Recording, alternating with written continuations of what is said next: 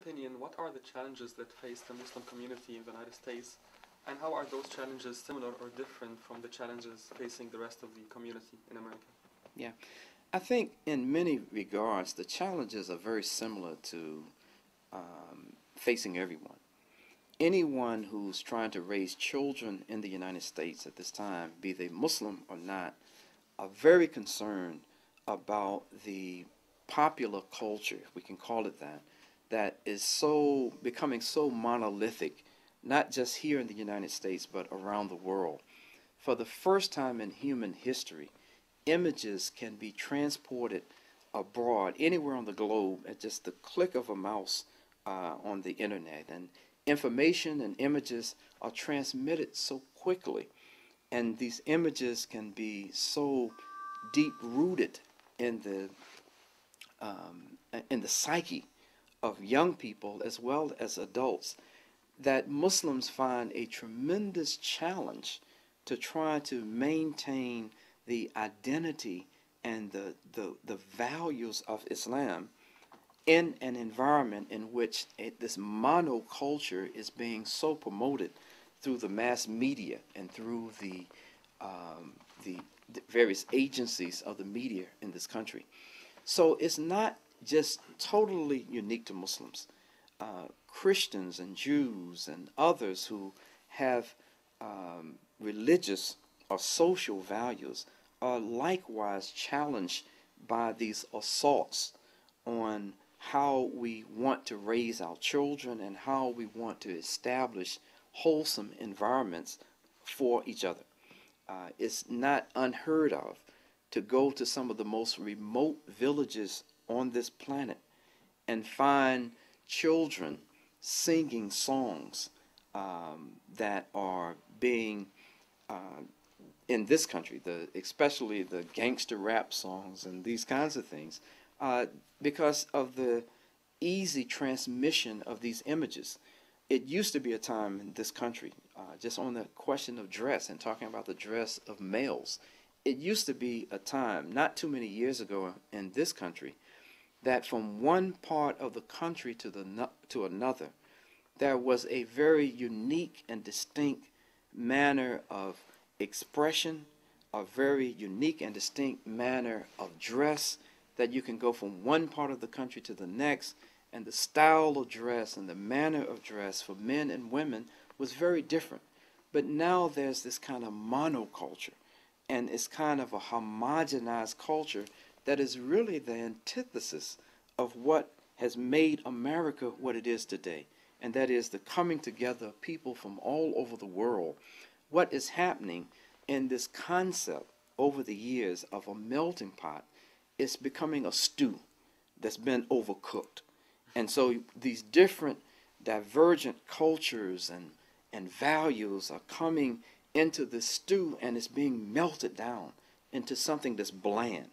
And so what was a strength in the past of this nation, of being a nation where diversity is trumpeted, and ideas that are brought from different perspectives was trumpeted, now this almost monoculture is making everything so bland that it is limiting the potential of the nation.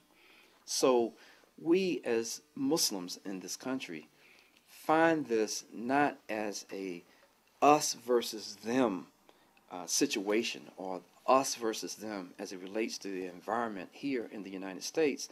It's people of value, who have values, people who want to maintain values that are near and dear to them, whether we're Muslim or not, find we are challenged in a way that we had never been challenged before in human history, because of the availability of images that can so quickly be shot around the world. Well, to follow up with the previous question, I just want to ask you about the common areas in which both Muslims and non-Muslims can work together in order to help one another and improve the community. So if you can tell us more about those common areas. Sure. Yeah, I think it's very important. There is a ever-growing area called interfaith work. And I say an ever-growing area because interfaith work is not something that's just started in the last few years in this country.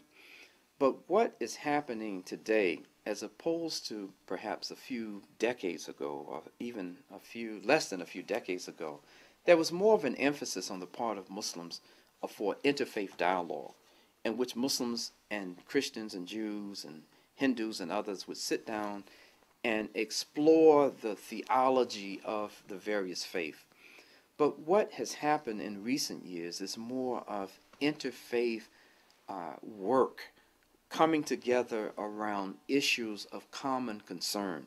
So you have in areas like Habitat for Humanity, where just regular citizens come together and build houses for those who need houses, and they get these for very relatively cheap prices. You have persons of varying faith coming together around issues of social concern, like injustice in the criminal justice system, in areas of domestic violence and child abuse and things like that. And when we come together in those areas, we find that we are all human beings. We find that the differences in what we aspire to have in life are much more common than they are different, whether we are Christian or Muslims or Jews or regardless of our faith. And so I'm a firm believer and advocate for our identifying those areas of common concern with persons who are not Muslims and coming together and working together around those issues. Everyone is concerned about the future of our children. What are our children going to do? How will our children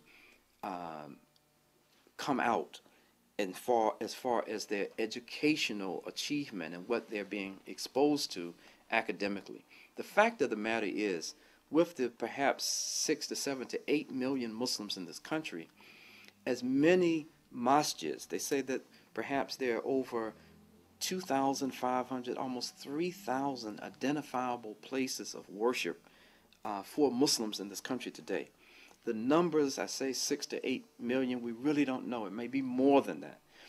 But the fact of the matter is that with all of these Muslims and with all of the institutions and with all of the education that this group that we have in this nation today as Muslims that we may have, the fact of the matter is that only about 5%, less than 10% of Muslim children go to full-time Muslim schools.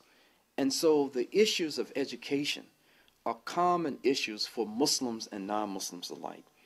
The issues of how our tax dollars are spent are issues for Muslims and non-Muslims alike. The health care being provided at reasonable rates and with insurance benefits being extended to people, these are issues that are common to us as human beings and citizens of this country. So we can pick an area, and you find that we have many more areas of commonality and of common concern because we're living here.